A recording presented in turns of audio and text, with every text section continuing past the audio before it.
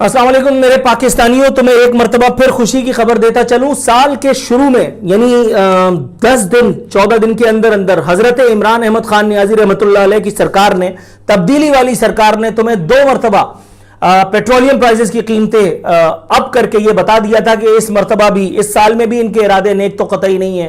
ताहम मुबारक हो तुम्हें बेशर्मी की ये जिंदगी जो तुम लोग जी रहे हो भाई, कि एक मरतबा फिर गीला करके जो जबरदस्त किस्म का तमाचा तुम्हारे रुखसार पर तुम्हारे चुनतखिब, मेरा मतलब है मुंतखिब वजीर आजम ने मारा है, लेकिन तुम्हें हया हरगिज ना आएगी, तुम्हें हया हरगिज ना आएगी।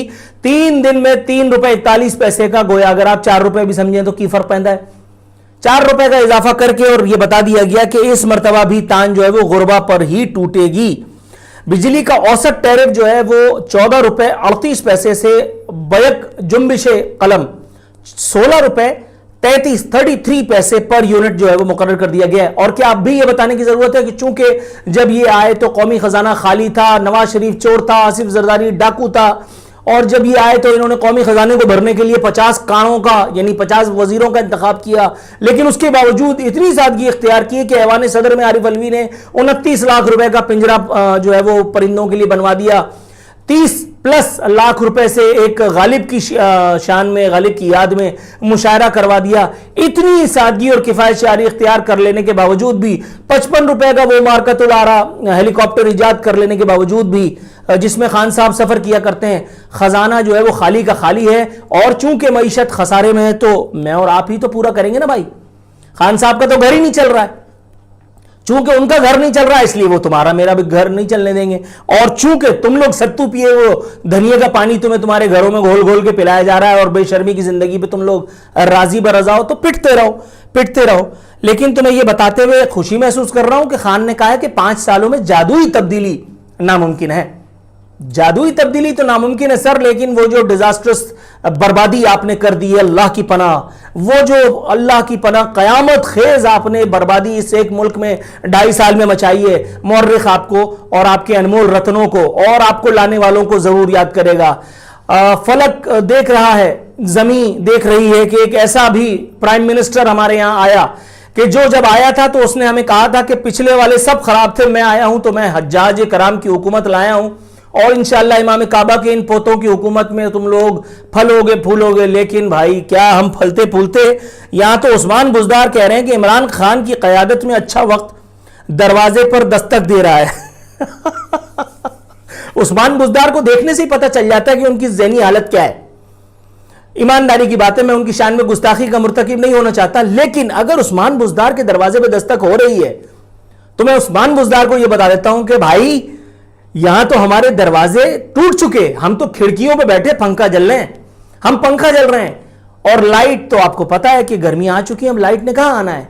आपकी सरकार में आने के बाद सिर्फ पप्पा जानी, बेटा जानी, जिसको कहते हैं कि जिसको ये लगता है कि 5 साल के लिए जो है ना वो हुकूमतें नहीं होनी चाहिए। क्या अभी जबरदस्त किस्म का एक बेवकूफाना बयान दिया। हाँ, कहता है कि मुल्क 5 साल प्लानिंग से नहीं बनते, लेकिन 2.5 साल में तुम्हारी मैं ऐसी वाट लगाऊंगा, तुम्हारी मैं ऐसी तैसी फेरूंगा कि तुम 50 सालों तक अपनी कमर पकड़ करके दोहरे होते रहोगे, और फिर मैं थोड़ी यहां मिलूंगा। मेरा यहां है क्या? मुझे बताओ, मेरा यहां क्या है? ना मेरी औलादें यहां हैं नवाज शरीफ की तरह, ना मेरा यहां कोई स्टेक है। मुझे तो जबरदस्ती सिर्फ एक जिद पूरी करने के चक्कर में वो शेरवानी सिलवा करके दे दी गई थी। उस एक शेरवानी से जितने लोगों का भला हो रहा है, अल्लाह की पनाह। अब देखो फैसल वावडा को, उसका भला हुआ कि नहीं हुआ? फैसल वावडा को मैं 25,000 रुपए में अपना एसोसिएट प्रोड्यूसर नहीं रखूंगा, ला इलाहा इल्लल्लाह मुहम्मद रसूलुल्लाह, मैं नहीं रखूंगा, वो इस लायक ही नहीं है। लेकिन मेरे खान ने वो जो गाना गाया करता था कि जब आएगा कप्तान तो तुम्हारा बर्बाद हो जाएगा दस्तरखान, आहा क्या वादा वफा किया भाई उसने। सबके आगे से नेवाला छीन लिया, सबको ले जाकर के सैलानी के लंगर खाने में बिठा दिया, और सबको एहसास मराकज जो है वो वहां ले जाकर के बिठा दिया। कह रहा है कि अब खाओ, मुर्ग कोरमा खाओ और फिर मुझे दुआएं देते चले जाओ। फैसल वावडा जो अपनी तमाम तर चमचागिरियों और नाअहलियों के बावजूद, चूंकि वो किचन चला रहा है, और आपको भी पता है कि वो किसका किचन चला रहा है, उसको उसकी इस नेकी की, इस अजर अजीम की, जिसको कहते हैं पादाश में, इन्वर्टेड कॉमास में आप कहिएगा, اس کو وزیر بنا رکھا تھا, MNA بنایا, ظاہر ہے کہ اس کے بعد پھر اب اس کو سینٹ میں لے جا رہے ہیں. کیوں؟ کیونکہ نااہلی کی تلوار اس پہ لٹک رہی ہے, اور اب قریب ہے کہ الیکشن کمیشن کی بھی دم جانے ہی والے ہیں. چیف الیکشن کمشنر بھی کتنا روزی حلال کر لے گا بھائی, ابھی پچھلے ہفتے 50,000 روپے کا جرمانہ اس نے کیا ہے, تو اب آگے جا کر کے کچھ نہ کچھ تو ہونا ہے, جبکہ پتا ہے کہ اس نے جھوٹ بولا تھا. ابے اس نے کیا جھوٹ بولا تھا؟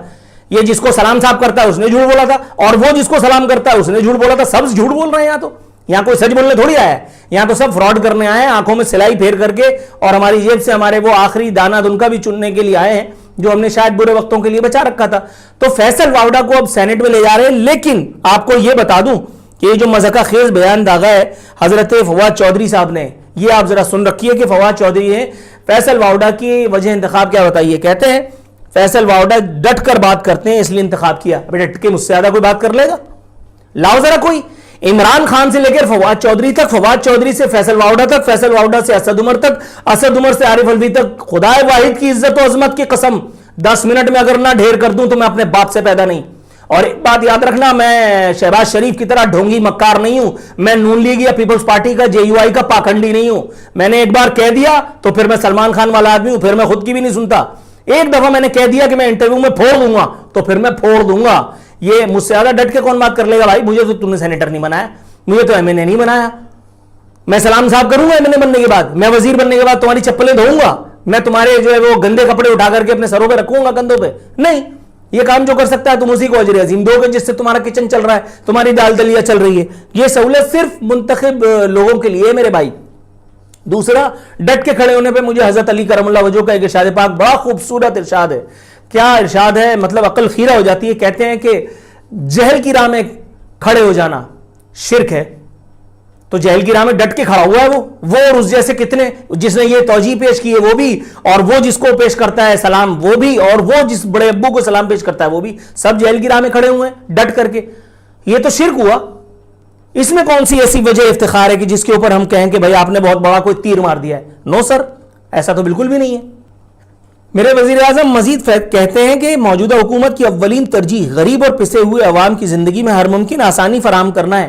اچھا, غریب پسے ہوئے طبقے کے لوگوں یہ سن لو کہ جب تمہاری بجلی کی قیمتیں بڑھ جائیں گی ناقابل بیان حد تک, جب تمہیں چینی کی آٹے کی قیمتوں میں بڑھوتری کا تحفہ دے کر کے میں تمہاری جس کو کہتے ہیں روح کو قفس انصری کی جانب پرواز کا نیوتا بھیج دوں گا, جب تمہارے پاس ہاتھ چھوڑ برتن نہیں اس پہ ڈھکن نہیں والی پوزیشن آ جائے گی, جب تمہاری سانسیں جو ہے وہ تمہارے وجود کا ساتھ چھوڑنے لگیں گی, جب تمہاری آنکھوں کی پتلیاں اوپر چلی جائیں گی, تو یہ یاد رکھنا کہ ایک وقت میں جو تم نے دھوکہ کھا کر کے ووٹ ڈالا تو کوئی خان آیا تھا جو آخری وقت تک تم سے کہہ رہا تھا کہ گھبرانا نہیں, جو آخری وقت تک تم سے کہہ رہا تھا کہ حکومت کی اولین ترجیح غریب اور پسے ہوئے طبقے کدو. کائے کی غریب عوام کی ترجیح ہے؟ تمہاری ترجیح شبلی فراز فیصل واوڈا جیسے لوگ ہیں بھائی. تمہاری ترجیح جو ہے وہ اسد کیا وہ چودھری, وہ 55 روپے ہیلی کاپٹر, فواد چودھری جیسے لوگ ہیں. تمہاری ترجیح تو وہ لوٹے جیسے لوگ ہیں. وہ کل خدا کی قسم ایک آدمی, ابھی وزیر ایک بیان کا سن رہا تھا میں, اس کا ابھی ایک وزیر کا میں بیان سن رہا تھا, وہ بے حیا کو خیال بھی نہیں آ رہا تھا کہ جھوٹ بولتے ہوئے کم از کم کیمرے کی طرف سے آنکھ تو چرا لے. وہ بے حیا بے شرم, جھوٹ بولوں تیرے منہ پہ. ایک دن نہیں ہوئے ایک آدمی کو PTI میں شمولیت کی ہے, ایک دن اس کو سینٹ کا ٹکٹ دے دیا, یار مطلب اندھی لگی ہے. ہمیں نہیں سمجھ میں آ رہا کہ یہ کیا ہو رہا ہے, ہمیں نہیں سمجھ میں آ رہا. لیکن میں کہتا ہوں سلام عظمت ہم سے 1000 درجے, میں یہ بات کہتے ہوئے بالکل نہیں ہچکچاتا, ہم سے کروڑ درجے اچھے وہ انڈیا کے کسان ہیں.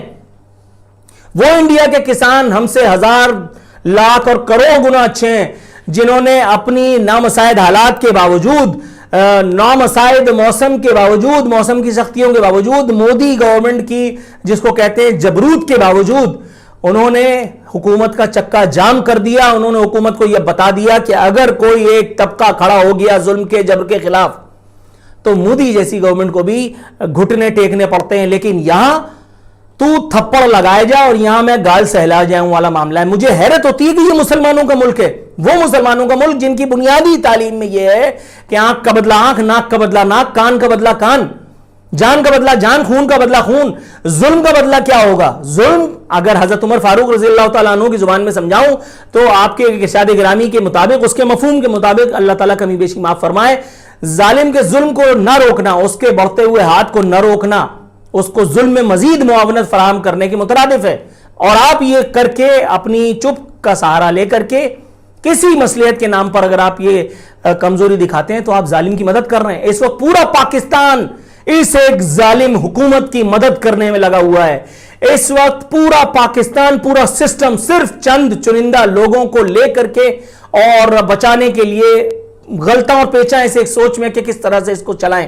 یہ ملک ہر روز اللہ معاف کرے میرے منہ میں خاک توبہ استغفار، اس ملک سے میری عظمت ہے، اس ملک سے میری زندگی ہے، اس ملک سے میرا سب کچھ ہے، میرا آگا میرا پیچھا، میری ہر نسل اس ملک پر قربان، میں میری سات پشتیں اس ملک کی عظمت پر قربان. لیکن یہ ایک دور ہمیں دیکھنا تھا یا رب کعبہ، یہ دور بھی ہمیں دیکھنا تھا کہ یہاں اس ملک کے اعلیٰ ترین مناصب پر، جب میں اعلیٰ ترین کہہ رہا ہوں تو اعلیٰ ترین ہی سمجھنا، اس ملک کے اعلیٰ ترین مناصب پر بیٹھے ہوئے لوگ اس ملک کے ساتھ جو with all due respect, please pardon me using these words, جو بلاکار ہر روز کر رہے ہیں اور اس کے بعد سینہ ٹھوک کر کے تمہاری آنکھوں میں آنکھیں ڈال کر کے جھوٹ بولتے ہیں، وہ اتنے بڑے گناہگار نہیں ہیں جتنے بڑے مجرم تم ہو، جتنے بے حیا اور بے شرم تم ثابت ہوئے ہو. ود آل ڈیو ریسپیکٹ میرے میجورٹی پاکستانیوں، تم نے ثابت کر دیا کہ تمہاری ہڈیوں میں گودا بھرا ہوا ہے، تم نے ثابت کر دیا تمہاری ہڈیوں میں پانی بھرا ہوا ہے. گودا تو کیا ہوگا،